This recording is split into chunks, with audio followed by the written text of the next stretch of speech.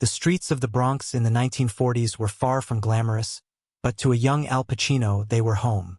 Having been born in New York City on the 25th of April, 1940, Pacino's early life wasn't one of wealth. He spent his childhood in a tiny apartment with his mother, Rose, and grandparents. Pacino's upbringing was modest, with his father having left the family when he was just 2 years old. His father's absence made his mother his significant influence.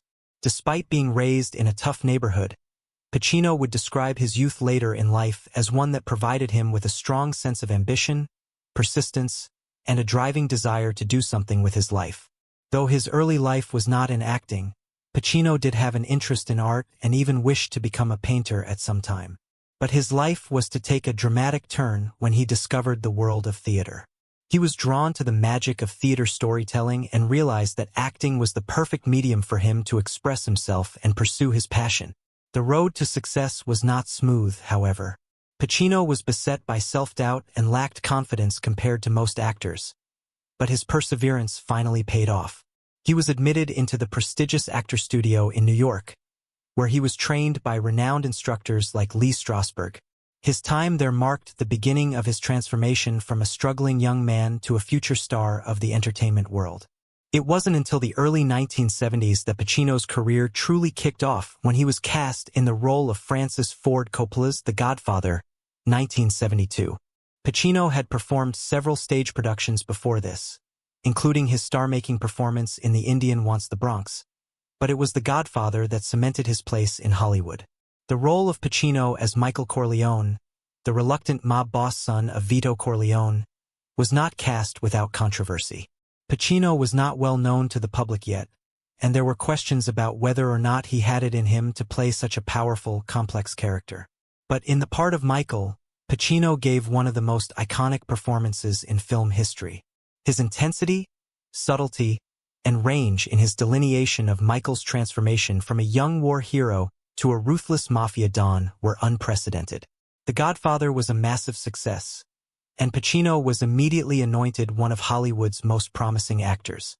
His performance earned him his first Academy Award nomination, and even though he didn't win, the film changed the course of his career forever. In the years ahead, Pacino went on to act in a series of performances that have sealed his reputation as one of the finest and most versatile and intense actors of his generation. From his classic portrayal of the doomed anti-hero Tony Montana in Scarface, 1983, to the poignant portrayal of Lieutenant Colonel Frank Slade in Scent of a Woman, 1992. Pacino's ability to fully transform into his characters and fill them with raw emotion was his signature.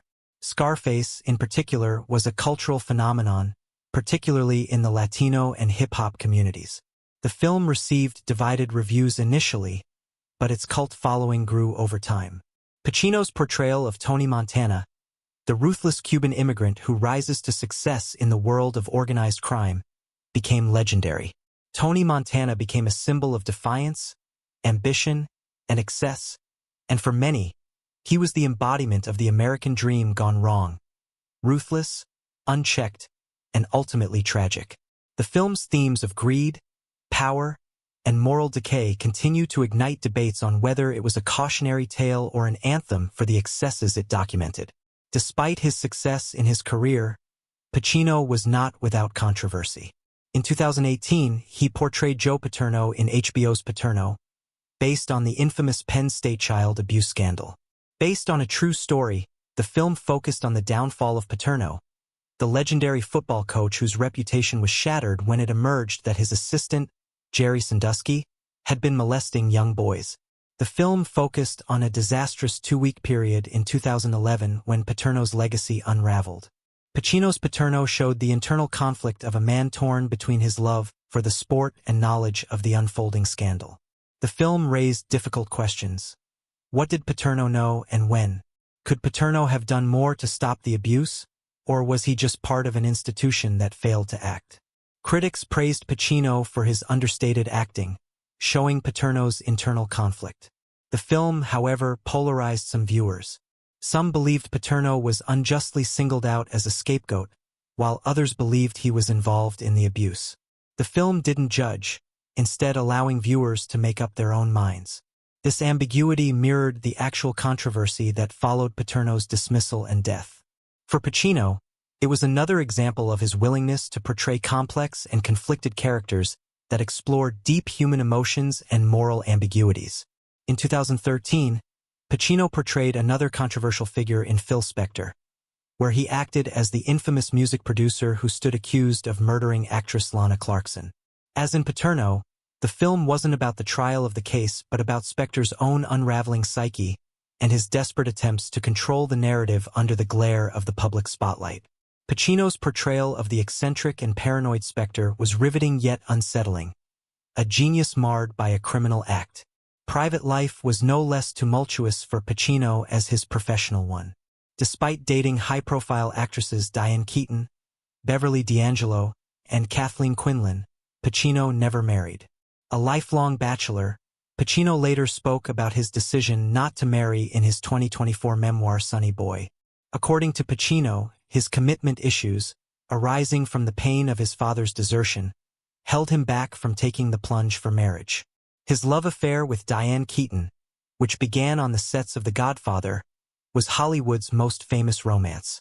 It ended, however, when Pacino couldn't commit. Pacino acknowledged that Keaton had given him an ultimatum in 1990. Marry her or split. He chose to let her go. In 2023, at age 83, Pacino shocked the world by becoming a father once again. His partner, 29-year-old Noor Alfallah, gave birth to their son, Roman. Pacino already had 3 children from previous relationships. Twins Anton James and Olivia rose with Beverly D'Angelo, and Julie Marie with acting coach Jan Tarrant. Being a father at this stage of his life came with new challenges, but Pacino was willing to embrace his role as a father. He revealed that becoming a father again had tremendously changed him. He had been haunted by the specters of his father's desertion his entire life, but he did not wish to continue the cycle with his own kids. At 83, "I never imagined that I'd be a dad once more," he said in an interview. Yet life is brimming with astonishments. Roman has provided another vision to my life, another motivation for living. Despite personal hardship, Pacino continued acting. In 2021, he starred in House of Gucci as ruthless businessman Aldo Gucci. But it's his upcoming projects that have fans and critics alike holding their breath in anticipation to witness what he does next. He will be seen in Modi, a biopic of Italian artist Amedeo Modigliani, to be directed by Johnny Depp, and in The Ritual, a horror film based on real-life exorcisms, set for release in 2025. All these and other upcoming ventures attest that Pacino's passion for storytelling remains alive and kicking. Even at 84 years old, he continues to work at his craft with the same passion that brought him to stardom in the first place. Pacino's career is a testament to his strength and unwavering commitment to his craft. But his journey has been not just about the roles he's played or the awards he's received. It's about the personal growth and self-discovery along the way. It was in 2020 that Pacino nearly died and, after that, his attitude towards life changed. When he became seriously ill, his pulse stopped, and he was revived by paramedics. The near-death experience led him to reassess his presumptions about the afterlife, and he began going public with his belief in no afterlife.